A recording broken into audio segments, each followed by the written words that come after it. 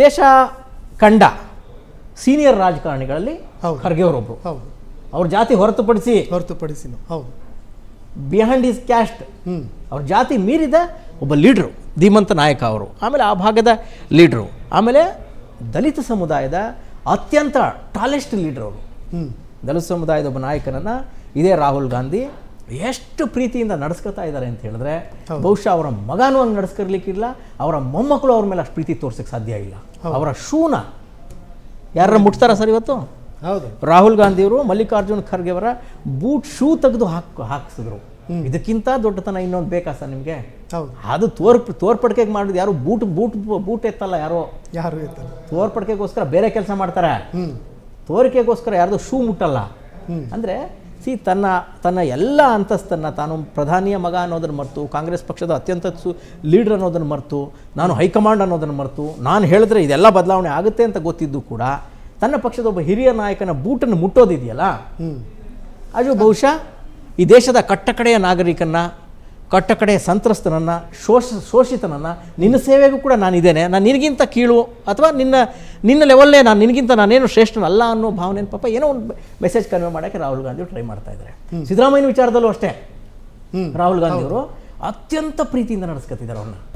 ಎಲ್ಲೂ ಒಂದೇ ಒಂದು ರಾಗಿ ಕಾಳು ಅಣುರೇಣು ತೃಣಕಾಷ್ಟ ಅಂತಾರಲ್ಲ, ಒಂದು ಅಣುವಿನಷ್ಟು ಅಗೌರವವನ್ನು ತೋರಿಸಬಾರ್ದು ಅನ್ನೋದನ್ನು ಪ್ರಯತ್ನ ಮಾಡ್ತಾ ಇದ್ದಾರೆ ಅವರು. CWCಗೆ ಹಾಕ್ಕೊಂಡಿದ್ದು ಅದೇ ಕಾರಣಕ್ಕೋಸ್ಕರ. ಈಗಲೂ ಅವ್ರನ್ನ ಕರೆದು ಎಲ್ಲ ಅವರ ಬೇಕು ಬೇಡಗಳನ್ನ ಅವರು ಆಲಿಸ್ತಾ ಇದ್ದಾರೆ.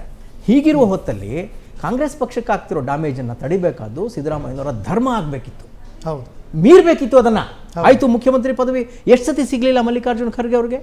ನೀವು JDS ಇಂದ ಬಂದವರು, ಕಾಂಗ್ರೆಸ್ನ ಬೈಕಂಡೇ ಬಂದವರು, ಇಷ್ಟು ವರ್ಷ ನೀವು ಬಂದವರು, ನಿಮ್ಮನ್ನು 2 ಸಾರಿ ಮುಖ್ಯಮಂತ್ರಿ ಮಾಡಿದ್ರಲ್ಲ ಅವರು.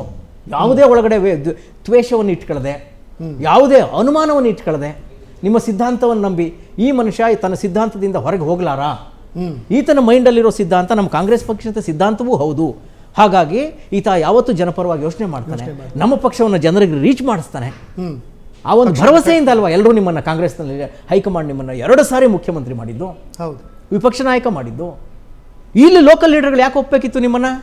HK ಪಾಟೀಲ್ರು ಯಾಕೆ ಒಪ್ಪಬೇಕಿತ್ತು? ದೇಶಪಾಂಡೆ ಅವರು ಯಾಕೆ ಒಪ್ಪಬೇಕಿತ್ತು? ಆಯಿತು, ನಿಮ್ಮ ಸಂಗಡಿಗರು ಬಿಡಿ, ಅವರು ಹಳೆ ಕಾಂಗ್ರೆಸ್ಸಿಗರು ಯಾಕೆ ಒಪ್ಪಬೇಕಿತ್ತು?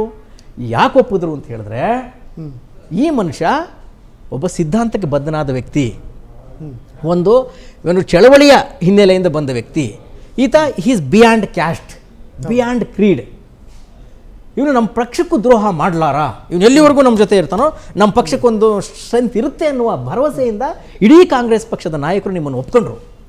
ಇಡೀ ಕಾಂಗ್ರೆಸ್ನ ಹೈಕಮಾಂಡು ನಿಮ್ಗೆ ಈ ಕ್ಷಣದವರೆಗೆ ಮಣೆ ಹಾಕ್ತಾನೆ ಬರ್ತಾ ಇದ್ದಾರೆ. ಇಂಥ ಹೊತ್ತಲ್ಲಿ ನೀವು ನಿಮ್ಮ ಜೊತೆ ಬೆಳಗ್ಗೆ ಎದ್ದು ನಿಮ್ಮ ಪಾದ ಮುಟ್ಟಿ ನಮಸ್ಕಾರ ಮಾಡುವ DK ಶಿವಕುಮಾರ್ ಅವ್ರಿಗೆ ನೀವು ಊರವ್ರ ಕೈಲೆಲ್ಲ ಒದೆ ತಿನ್ನಕ್ಕೆ ಬಿಡಬಾರ್ದಿತ್ತು. ನೀವು ಈಗಲೂ ನಾಯಿ ನರಿಗಳೆಲ್ಲ ಈ ಪದ ಬಳಸಬಾರ್ದು.